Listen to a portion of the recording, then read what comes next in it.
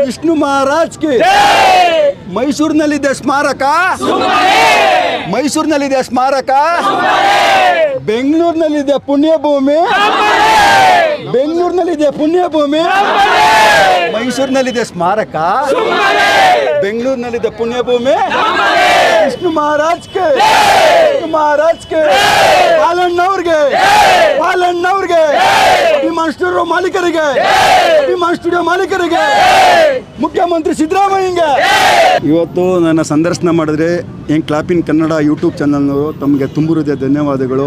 ಕೆಲವು ಚಾನಲ್ಗಳಂತ ಬರೋದೇ ಇಲ್ಲ, ಈ ಅಪ್ಪ ತುಂಬ ಯಾರನ್ನೂ ಬಿಡೋದಿಲ್ಲ, ಯಾವ ಮುಖ್ಯಮಂತ್ರಿನೂ ಬಿಡಲ್ಲ, ಡಿ ಸಿನೂ ಬಿಡೋಲ್ಲ, ತಲೆನೇ ಕೆಡ್ಸ್ಕೊಳ್ಳಲ್ಲ. ನಾನು ಇನ್ಮೇಲೆ ಇನ್ನೂ ಯಾರಿಗೂ ಬೋದು ನನ್ನ ಮೇಲೆ ಕೇಸೇ ಹಾಕಲ್ಲ. ಯಾಕೆ ಹೇಳಿ, ಎಲ್ಲ ಸಿಹಾಕೊಂಬಿಟ್ಟವ್ರೆ, ಸಿಹಾಕೊಂಬಿಟ್ಟವ್ರೆ. ಹಾಕೊಳ್ಳಿ ಕೇಸ್, ಅಲ್ಲಿ ನನ್ನ ಕೇಸ್ ಹಾಕೊಳ್ಳಪ್ಪ, 20 ಕೇಸ್ ಹಾಕೊಳ್ಳಿ, ನಾನು ತಲೆ ಕೆಡ್ಸ್ಕೊಳ್ಳಲ್ಲ.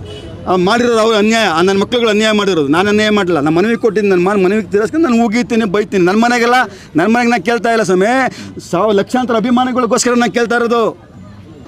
ನಮ್ಮ ವಿಷ್ಣು ಅಪ್ಪಾಜಿಗೋಸ್ಕರ ಅವ್ರದ್ದು ಮನೆಗಿದ್ದ ಜಾಗದಲ್ಲಿ ಮನೆಗಿರ್ಬೇಕು, ಅವ್ರಿಗೊಂದು ಏನೋ ನಾವು ಒಂದು ಚಿಕ್ಕ ದೇವಸ್ಥಾನ ಕಟ್ಕೊಂಡು ನಾವೇನೋ ಮಾಡ್ಕೊಂಡು ಹೋಗ್ತೀವಿ ಅಭಿಮಾನಿಗಳು. ಇಲ್ಲಿ ಯಾವ ಸಂಘಟನೆಗೂ ಬರ್ಕೊಟ್ಬಿಡಲ್ಲ ನಾವು, ನಮ್ಮ ಬರ್ಕೊಡೋದು ಬೇಡ. ನಮ್ಮಲ್ಲಿ ಒಗ್ಗಟ್ಟಿಲ್ಲ, ಯಾರೂ ಬುದ್ಧಿ ಕಲಿಯಲ್ಲ, ಹೋರಾಟ ಮಾಡೋರಿಗೂ ಬೆಲೆ ಕೊಡಲ್ಲ. ನಾವು ಇಷ್ಟೇ, ಸರ್ಕಾರನೇ ವಹಿಸ್ಕೊಳ್ಳಿ, ಇಲ್ಲ ಅಭಿಮಾನ ಸ್ಟುಡಿಯೋದವ್ರು ವಹಿಸ್ಕೊಳ್ಳಿ, ನಾನು ತಲೆ ಕೆಡ್ಸ್ಕೊಳ್ಳಲ್ಲ. ಅವ್ರಿಗೇನೋ ವರ್ಷಕ್ಕೆ 2 ಕಾರ್ಯಕ್ರಮ ಬರ್ತಾರೆ ಪಾಪ ಅಭಿಮಾನಿಗಳು, ಅವ್ರು ಪೂಜೆ ಮಾಡೋಕ್ಕೆ ಅವಕಾಶ ಮಾಡಿಕೊಡ್ಲಿ, ಅವರೇ ವಹಿಸ್ಕೊಳ್ಳಿ, ಅವರೇ ಮ್ಯಾನೇಜ್ಮೆಂಟ್ ವಹಿಸ್ಕೊಂಡು ಅವರೇ ಕಾರ್ಯಕ್ರಮ ಮಾಡಲಿ. ನಮಗೇನೋ ಬರ್ತೀವಿ, ದರ್ಶನ ಮಾಡ್ಕೊಂಡು ಹೋಗ್ತೀವಿ, ಅದಕ್ಕೂ ರೆಡಿ. ನಾನು ಇಷ್ಟು ಹೋರಾಟ ಮಾಡಿದ್ ನಂಗೆ ಸ್ವಾರ್ಥ ಇಲ್ಲ ರೀ. ನಾನು ಹೋರಾಟ ಮಾಡಿಬಿಟ್ಟಿದ್ದೇನೆ, ಡಿ ಸಿಯಿಂದ ಪರ್ಮಿಷನ್ ತಂದುಬಿಟ್ಟಿದ್ದೇನೆ, ನಾನೇನೋ ಮಾಡ್ಕೊಂಬಿಡ್ತೀನಿ, ನನಗೆ ಬೇಡಕ್ಕೆ ಬೇಡ. ಅಭಿಮಾನ ಸ್ಟುಡಿಯೋದವರೇ ವಹಿಸ್ಕೊಳ್ಳಿ, ಅವರೇ ಕಾರ್ಯಕ್ರಮ ಮಾಡಲಿ, ನಮ್ಗೆ ಅದಕ್ಕೂ ರೆಡಿ. ನಾನು ಅದಕ್ಕೂ ರೆಡಿ. ಯಾವ ಅಭಿಮಾನಿಗಳು ಕೊಡಬೇಡಿ, ಯಾವ ಲೀಡರ್ಗಳು ಕೊಡಬೇಡಿ, ನೀವೇ ಮಾಡಿ ಕಾರ್ಯಕ್ರಮ, ನಾವು ಬಂದು ಭಾಗವಹಿಸ್ಬಿಟ್ಟು ಹೋಗ್ತೀವಿ ನೆಟ್ಗೆ. ನೋಡಿ ಇವತ್ತು ಫ್ರೀ ಆಗಿದೆ, ಎಲ್ಲ ಅಭಿಮಾನಿಗಳು ಒಳಗಡೆ ನುಗ್ಗಿ.